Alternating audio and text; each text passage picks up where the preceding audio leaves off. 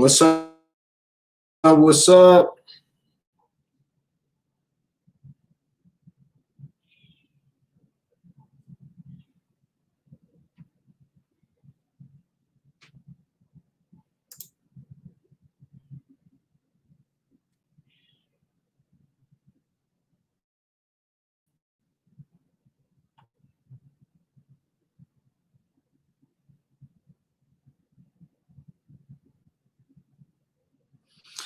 What's up? What's up? Let me know you're logging on. Drop a note in the comments.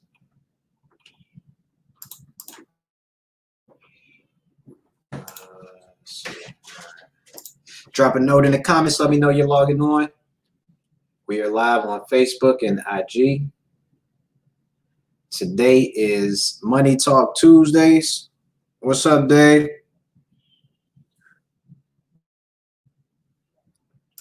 Money Talk Tuesdays, Wealth Talk Tuesdays. And hey, Mama Nita.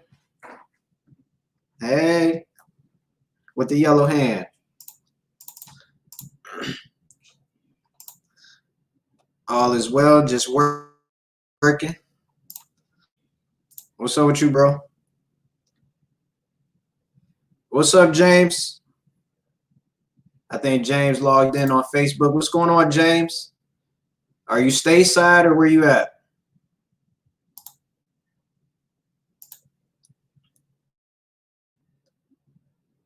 All right, I think we are ready to go. We got a good log on. If you're watching on Facebook, drop a note in the comments. Let me know you're watching. Happy Tuesday. Another week of the global pandemic. I hope you're doing well, mentally, physically, and emotional. Oh boy, we got to talk, James. Hong Kong, yeah, we definitely got to talk, man. I would love to check in and see how things are going.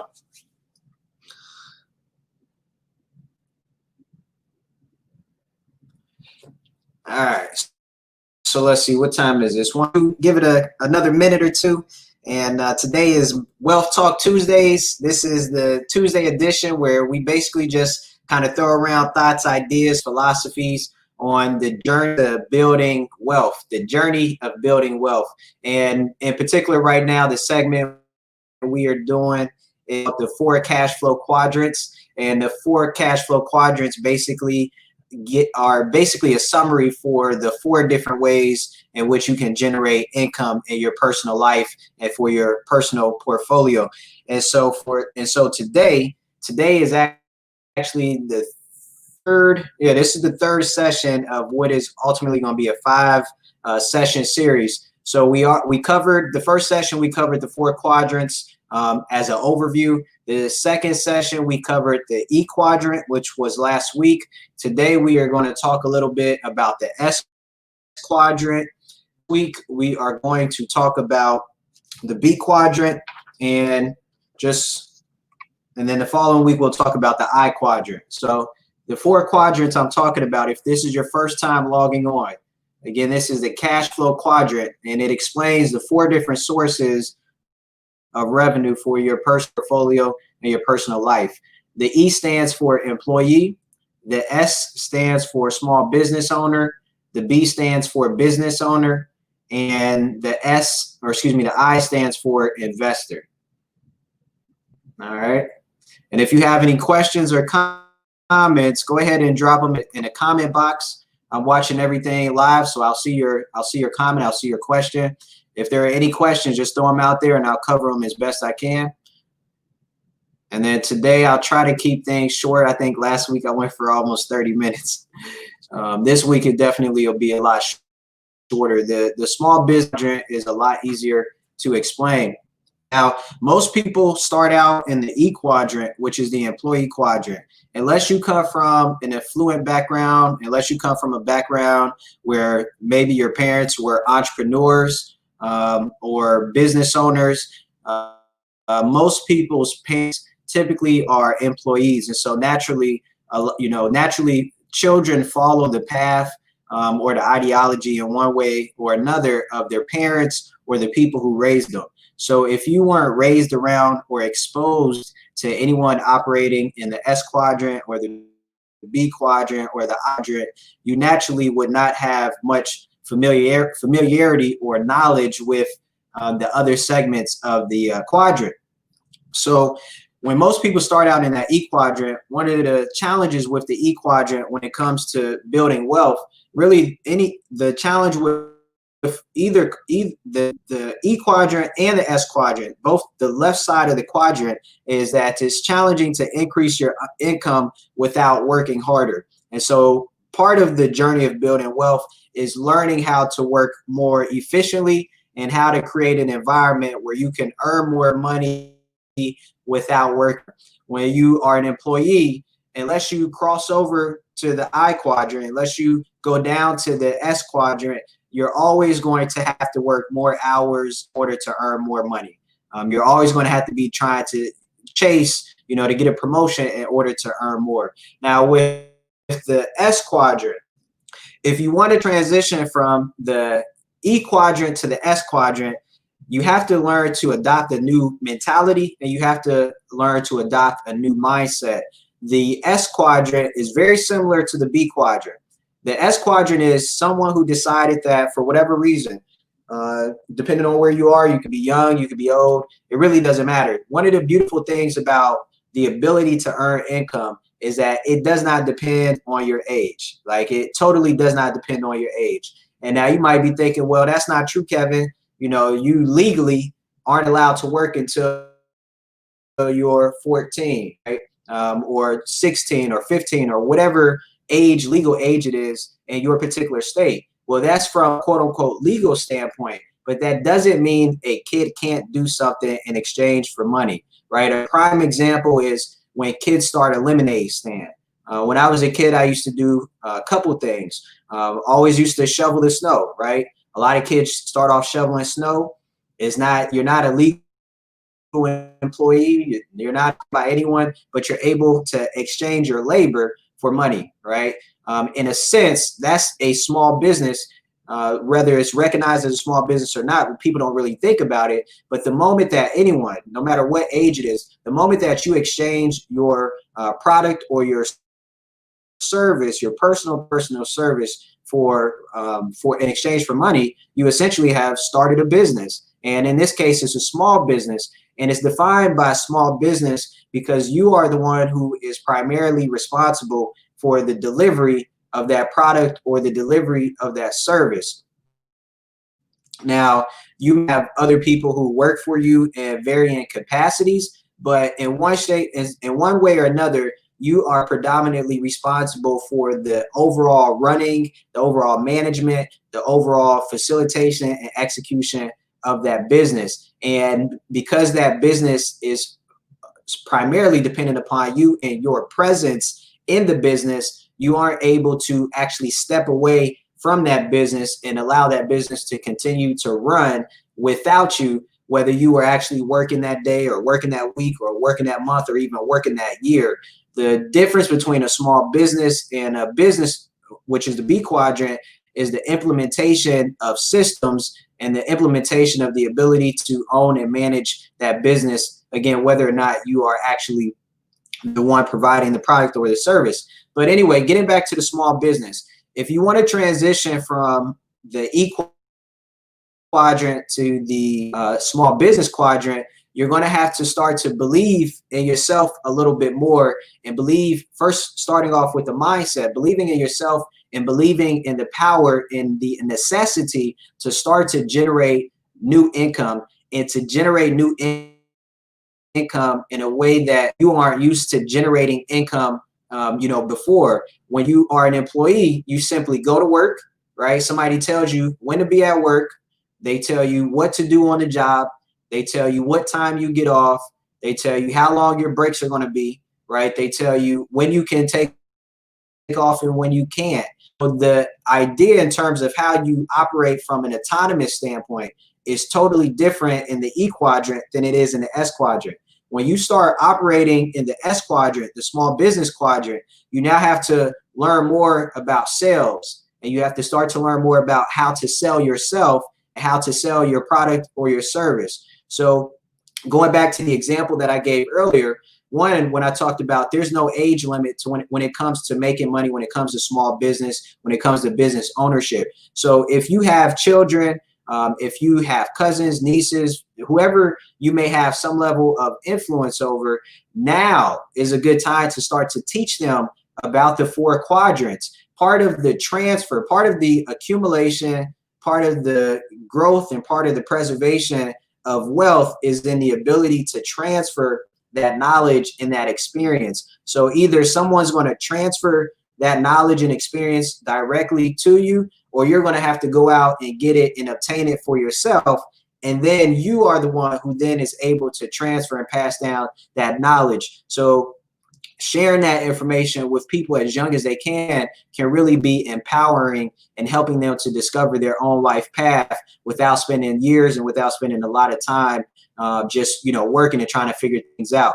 But anyway, so as an employee, if you transition to the small business, learning how to sell a product, learning how to sell a service. So when I was a kid, the service that I had, the product and service that I had was actually cutting grass, right? Was actually cutting grass. At that time, I didn't have a trimmer, so it was just the straight, the straight red single motor lawnmower with the black and white wheels and the gas container that you would sit on top of the lawnmower, as you went through the neighborhood, and literally, knocking on doors, literally talking to neighbors and just asking, hey, can I cut your grass? When it was wintertime and it was snowing, taking that shovel and literally walking house to house and knocking on the door and saying, hey, can I shovel your walkway? Can I shovel your driveway? Now, at the time when I was a kid, I had no idea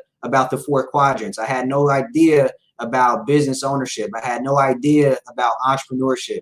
I had no idea about investing. These were things that were just naturally, that I naturally did and that I was naturally drawn to. And I would later find out that, in a way, entrepreneurship is genetic for me because my father, who I didn't know, who I never, got to meet, was a small business owner and entrepreneur in his own right. So I think in a way, just genetically, it just kind of fit my makeup. But that's how you start to make that transition from the E quadrant to the S quadrant. You can do something as simple as cutting grass, right? There's always going to be grass to cut. You can do something that's shoveling snow, depending on where you are. There's no snow to shovel, or you can be a little bit more advanced. You can find a product to sell.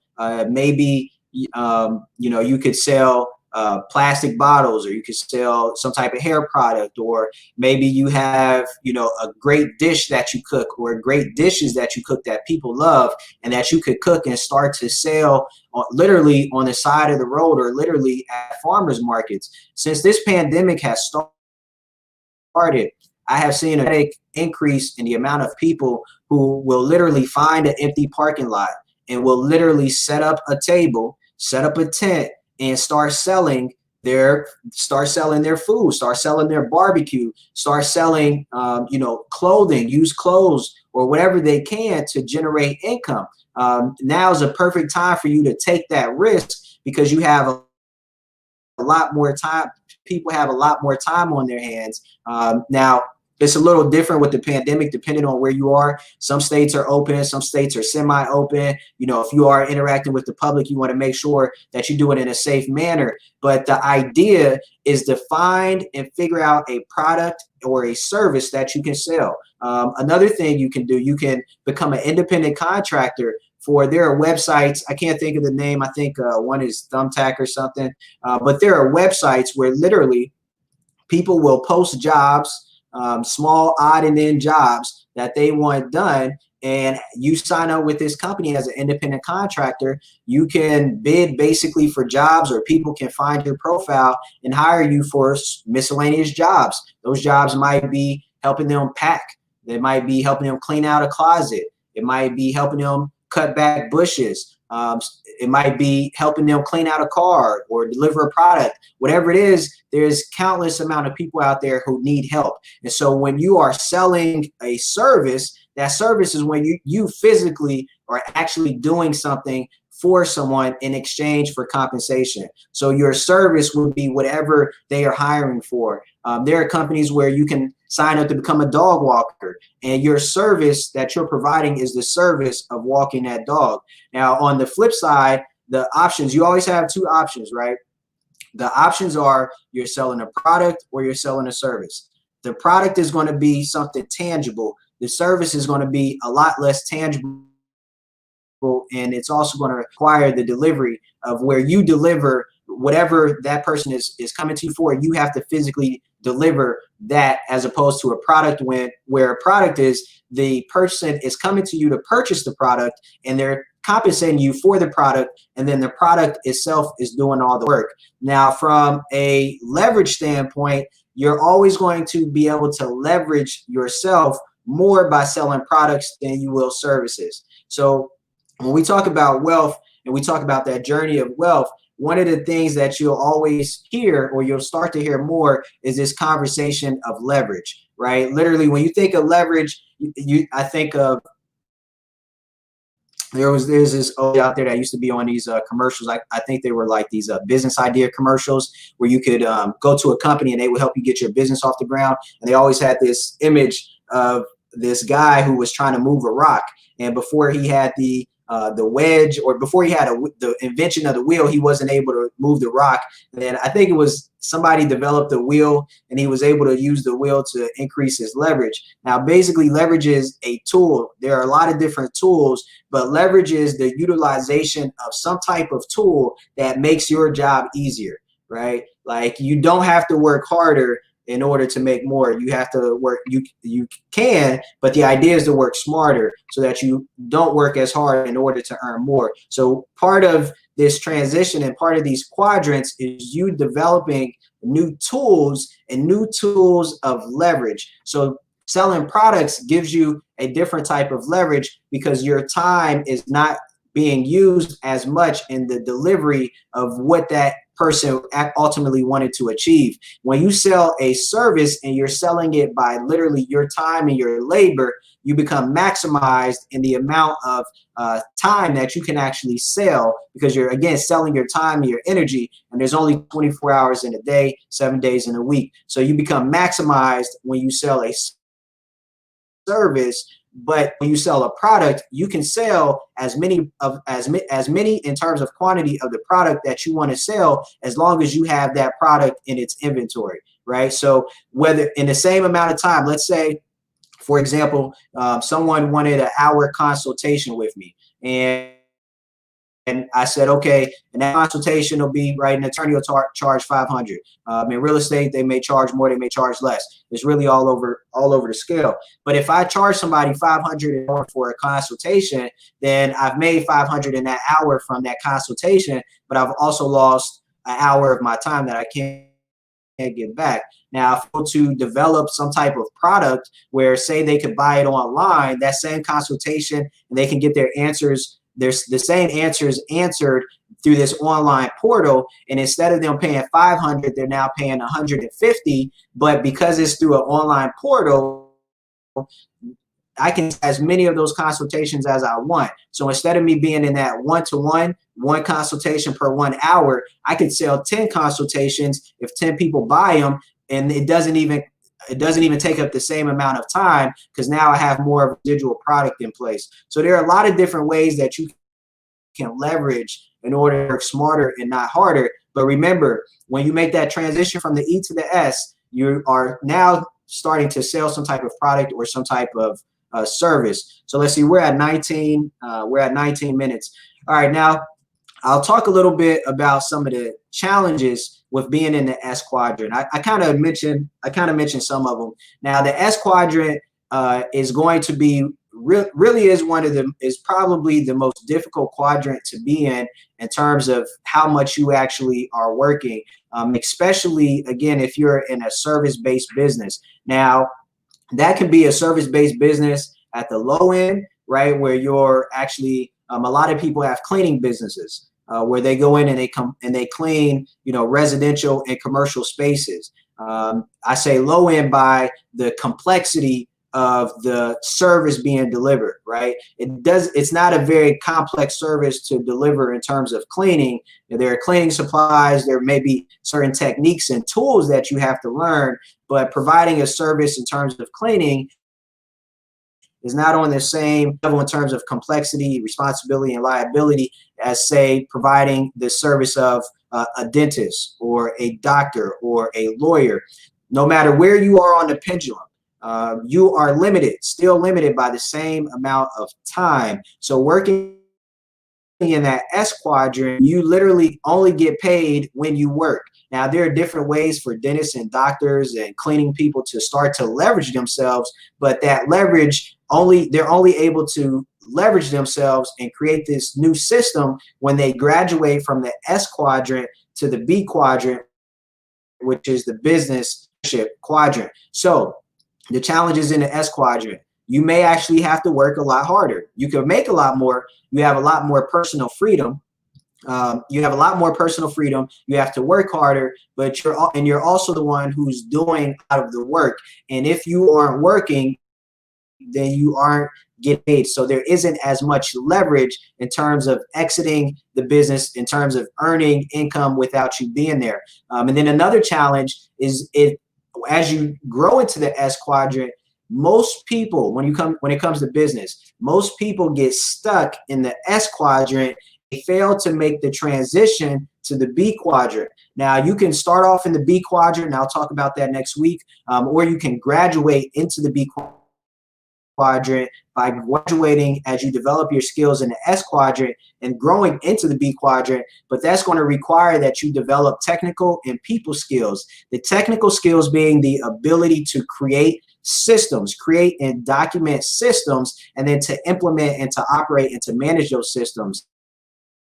The people portion is going to be in your ability to hire, to train, to fire, and to manage, to motivate, to inspire, and to lead the people who ultimately you hire to come in and run the system. So as we're talking about this, if you're in the E quadrant, you've never been in the quadrant, or you know people who are in either of the quadrants, or you frequent businesses, right? It's not so much someone that you know, just the frequenting of business.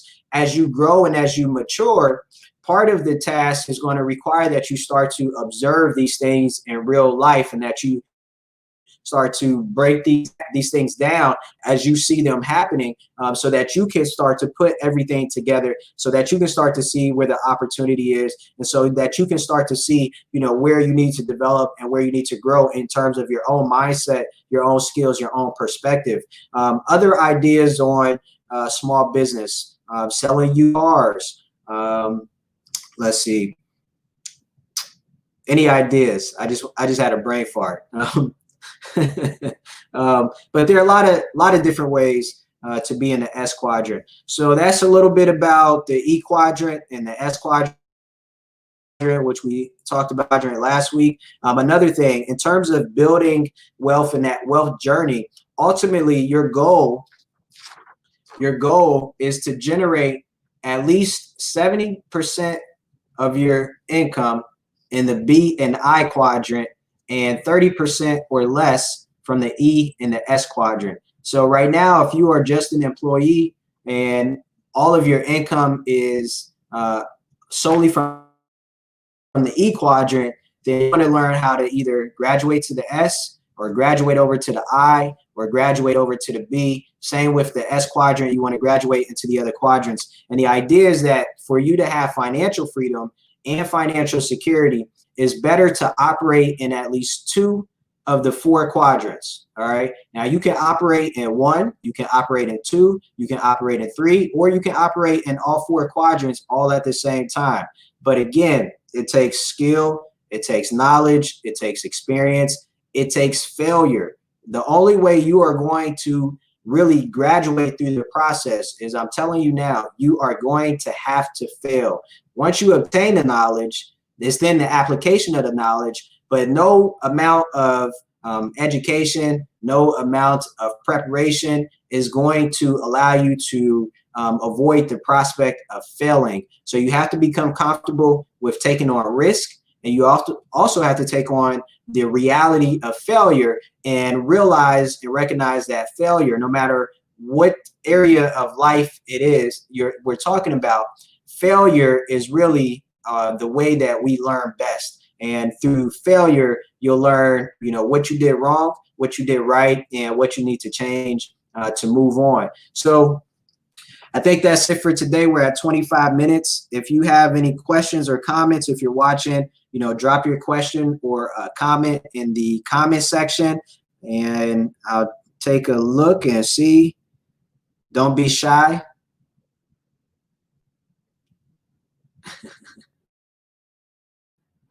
Don't be, drop a comment, drop a question. And let me make sure I covered everything that I wanted to cover for the small business.